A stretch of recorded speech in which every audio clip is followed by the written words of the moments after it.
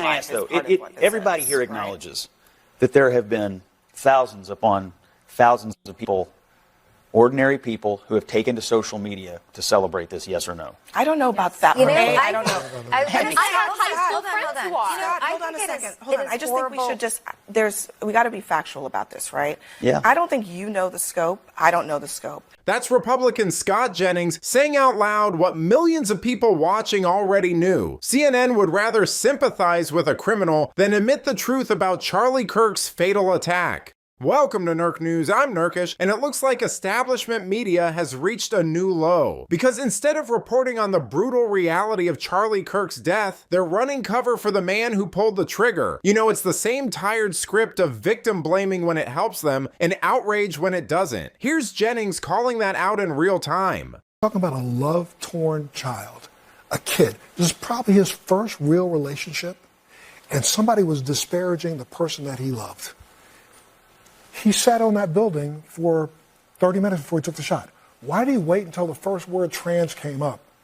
Then he took the shot. You think he heard it? He could hear it? I think he could hear it. I think he also, I don't believe he was motivated politically. I think this was motivated emotionally. Guys, the evidence here is overwhelming. He said, Charlie Kirk, I can't stand this hate anymore. I'm going to take him out. The testimony from him and the statements of his family, he had become more left-wing. He etched the statements that are made by the left about Republicans and conservatives and Charlie Kirk fascist on the bullet casings. He made a joke about it in his last text. Well, it doesn't sound like a joke to me because someone's dead and about to be buried. Well, so it doesn't sound like a joke to me. So I'm just telling you, there was an effort all weekend long on the left to try to make this guy sound like he was a conservative. That failed. That was passed around all over the weekend. That has now failed. The evidence has now come out. He was motivated by hate. He was motivated by left-wing radicalism. He got mixed up with some trans ideology in his life. We'll learn more about that, I'm sure, when more evidence and testimony comes out. We are looking around the edges of this for something other than what's staring us in the face. Left-wing radicalism got this kid. He went up to a roof and he murdered our friend, and that's what happened. You know, Democrats built their whole brand around screaming victim blaming to silence opposition, but when it's conservatives who are attacked, suddenly the rules change. I mean, ABC had a reporter describe the shooter's text messages as very touching, like we're supposed to feel bad for the guy who pulled the trigger. And CNN parrots the same line, spinning blame onto the victim to protect their narrative. The only problem for them is that people are too fed up to be swayed by their blatant propaganda. Can we, for 1 second, understand that as we continue, Scott just got all angry, got real mad. Face it, it's gotta be this, it's gotta be this, it's gotta be this. Why can't we have a discussion about how long is it going to take for us to figure out a way to come back together? Just to be clear, I am angry. Can we just let him finish I his am thought, angry. Scott? I'll let you because talk. I knew it. Scott, I'll let you talk in just a second. Go ahead. Could we spend as much time figuring out how we bridge this and come back together again? You know, I used to have a note on my producer's desk when I did my show that was said, we don't belabor what happens, we try to figure out why it happens and come up with solutions. Right now, all we're doing is belaboring what happened over and over and over and over again.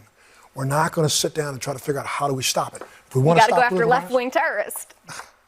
That's actually exactly the conversation we're having, is we're acknowledging there's a problem. So anybody who disagrees with you is a left-wing terrorist? Absolutely not, but if they target a conservative and murder him in brutal fashion, he's probably a left-wing terrorist. Let me answer your question. Yes, that person is a murderer. We can all acknowledge that. You said I am angry, and I'm just telling. I am channeling the emotions of millions of conservatives who are angry. They knew Charlie. They loved Charlie. They viewed Charlie as a mainstream conservative Republican voice who talked about issues that millions of Americans believe. He also talked about his faith. And he did it by going to college campuses, which are not normally hospitable to conservatives, and offering his opponents a microphone to have what we always say. In support of what? In support of what? Civil discourse. Not only that, but support of the First Amendment. And guess what? He made sure that people had an opportunity to stand in a room and talk. He was murdered trying to do what we always say. Why don't we talk to each other? So yes, it's not even been a week. So you're going to have to give us a little grace on being angry about somebody who did what you always say that we should do. Let's talk. We didn't and he get much got grace killed. over. And he got more killed. than a week's grace over So- 2 Michigan elected officials who were murdered. Did we give? Was it 3 weeks before we decided to say that there was something wrong with Speaker Pelosi's husband being hit in the head with a hammer? By a homeless drug addict? I mean, it was terrible that happened. This is not the same kind of case. You know, it's amazing that these people have the nerve to act like conservatives are the ones who need to cool down the temperature after years of being called scum, bigots, and deplorables. I mean, CNN has been doing everything they can to act like vile hatred is just an internet anomaly, but we've seen it in plain view for years. That constant barrage isn't an internet glitch, it's a culture of contempt created by Democrats and establishment media. Jennings is pointing out the obvious that when you treat half the country like enemies, don't act shocked when they stop playing along. But let me know what you think. Was Jennings too angry or not angry enough in calling out establishment media spinning Kirk's death? Let me know in the comments, and if you enjoyed this video, please give it a like and subscribe to the channel. That stuff really does help us out. Until then, this has been Nerk News. Thanks for watching. Bye.